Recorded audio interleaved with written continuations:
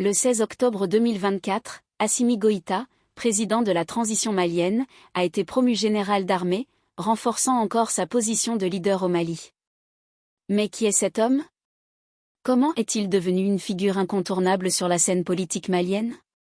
Le colonel Assimi Goïta, né en 1983 à Bamako, est devenu l'une des figures militaires et politiques les plus influentes du Mali. Cet homme, autrefois inconnu du grand public, est aujourd'hui au cœur des débats, admiré par certains, critiqué par d'autres, mais incontestablement incontournable. Mais comment Assimi Goïta est-il arrivé au sommet? Comment ce militaire est-il parvenu à prendre le contrôle d'une nation, orchestrant non pas un, mais deux coups d'État? Nous allons plonger au cœur de son parcours, un parcours marqué par des coups d'éclat, des défis majeurs et une ambition implacable. Si vous voulez en savoir plus sur l'évolution politique de l'Afrique de l'Ouest, abonnez-vous à EBC Info pour ne rien manquer de nos prochaines analyses. Tout commence en août 2020. Le Mali, épuisé par des années d'instabilité, d'insécurité croissante et de mécontentement populaire, est au bord du précipice. Des manifestations éclatent contre le gouvernement du président Ibrahim Boubacar Keïta, accusé de mauvaise gestion, de corruption et d'incapacité à faire face à la menace djihadiste. Et c'est à ce moment précis qu'Assimi Goïta entre en scène. Le 18 août 2020, avec un groupe d'officiers réunis sous le Comité national pour le salut du peuple, CNSP, il renverse le président Keïta lors d'un coup d'État fulgurant.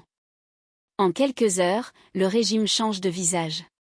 Le Mali entre dans une nouvelle ère, celle de la transition militaire. Mais ce n'est pas la fin de l'histoire. Moins d'un an plus tard, en mai 2021, Assimi Goïta frappe à nouveau. Cette fois, c'est au sein de la propre transition malienne qu'il intervient, écartant le président de transition Ban Dao et son premier ministre Mokhtar Ouane, deux civils censés garantir une transition pacifique vers la démocratie. Assimi Goïta se proclame alors président de la transition, consolidant ainsi son pouvoir et devenant la figure de proue d'un Mali en pleine réorganisation politique. Un acte qui, bien que critiqué par la communauté internationale, est vu par beaucoup de Maliens comme une nécessité pour assurer la stabilité du pays. Mais qui est vraiment cet homme qui dirige désormais le Mali? Né en 1983, Assimi Goïta a été immergé dès son plus jeune âge dans le milieu militaire. Fils d'un officier des forces armées maliennes, il a grandi dans un environnement où discipline, stratégie et loyauté envers la patrie étaient les maîtres mots. Il a été formé dans les académies militaires d'élite du Mali, notamment au Prytanée militaire de Kati et à l'école militaire interarmes de Koulikoro. Grâce à ces institutions, Goïta a acquis les compétences qui allaient plus tard le mener à la tête de l'armée malienne. Il a également reçu des formations à l'étranger, notamment dans le domaine de la lutte contre le terrorisme, participant à des missions internationales pour renforcer son expertise en matière de sécurité. Sous sa direction, les forces armées maliennes ont connu une réorganisation majeure. Face à la montée des groupes djihadistes au nord et au centre du Mali, Assimi Goïta a veillé à renforcer les capacités de l'armée, notamment par l'acquisition d'équipements militaires avancés. En 2024, sous son impulsion, le Mali a solidifié des alliances stratégiques, notamment avec la Russie, rompant ainsi progressivement avec l'ancienne puissance coloniale, la France. Cette réorientation géopolitique a permis au Mali de se doter de nouveaux avions de chasse, de drones et d'armes modernes pour lutter contre les groupes armés qui menacent la stabilité du pays. Et c'est dans ce contexte, le 16 octobre 2024, qu'Assimi Goïta est officiellement promu au rang de général d'armée. Cette promotion, hautement symbolique, vient couronner une carrière militaire exemplaire et un leadership incontesté au sommet de l'État malien. Mais Goïta n'est pas le seul à monter en grade. Avec lui, plusieurs autres membres influents du régime, comme Malik Dio, Ismaël Ouagué et Abdoulaye Maïga, sont également promus généraux. Cette ascension des figures militaires montre une fois de plus l'importance centrale de l'armée dans la réorganisation politique du Mali. Sous son mandat de président de la transition, Assimi Goïta a aussi engagé des réformes profondes. L'une de ses premières décisions marquantes a été la réduction de son propre salaire à 1 500 000 FCFA, un geste symbolique visant à montrer son engagement en faveur d'une gestion plus éthique et transparente du pouvoir. De plus, il a mis en place des enquêtes anticorruption, ciblant des hauts fonctionnaires et figures politiques accusées de détournement de fonds publics. Des personnalités influentes ont ainsi été démises de leurs fonctions, envoyant un message fort, l'ère de l'impunité est révolue. Sur le plan diplomatique, Assimi Goïta a repositionné le Mali au cœur des dynamiques internationales. En mettant fin à l'opération Barkhane, il a redéfini la souveraineté du Mali, réaffirmant que les solutions locales doivent primer dans la lutte contre l'insécurité. Ces décisions ont souvent été controversées, mais elles ont consolidé sa position auprès de nombreux Maliens, lassés de l'intervention étrangère et en quête de solutions locales. En ce qui concerne la politique intérieure, Goïta a également prolongé la période de transition, reportant les élections initialement prévues en 2022 à 2024.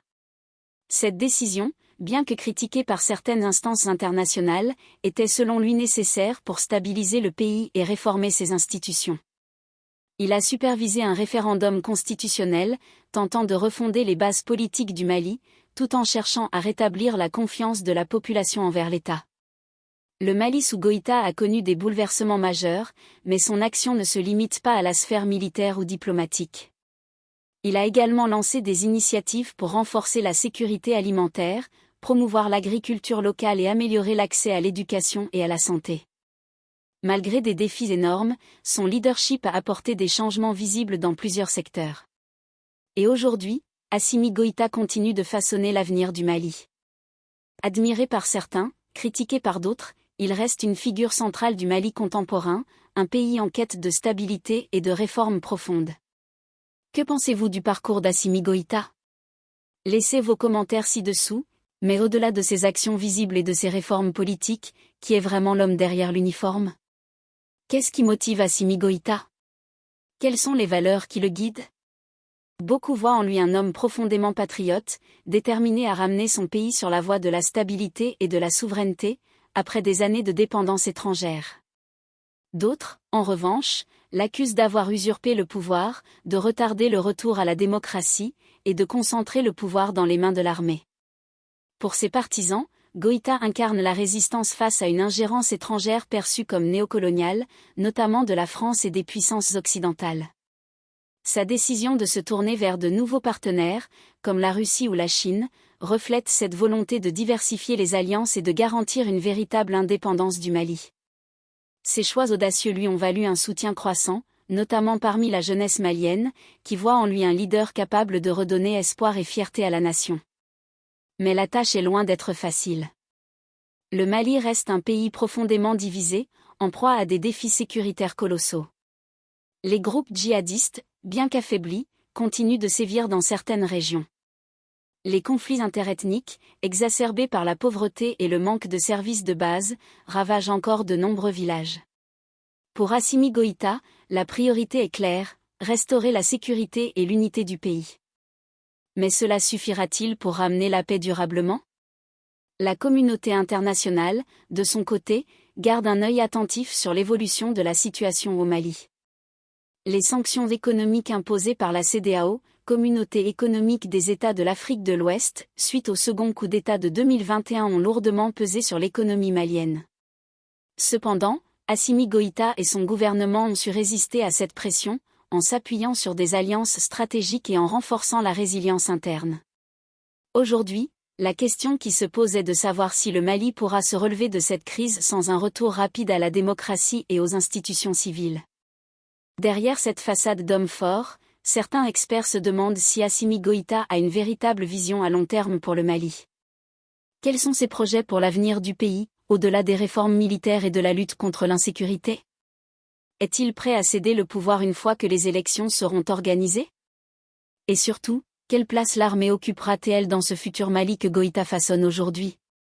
Une chose est certaine, Assimi Goïta est devenu, en seulement quelques années, un acteur incontournable de la scène politique malienne et africaine.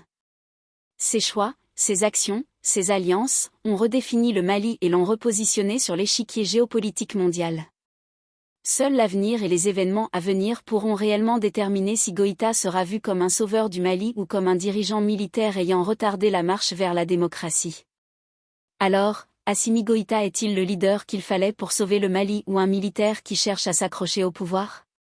Une question qui divise et qui continuera à faire débat. N'hésitez pas à partager vos réflexions en commentaire, et bien sûr, si vous appréciez nos contenus et souhaitez rester informé des actualités, abonnez-vous à notre chaîne, activez la cloche pour ne manquer aucune vidéo, et partagez cette vidéo avec vos amis. Merci d'avoir été avec nous, et à très bientôt sur EBC Info.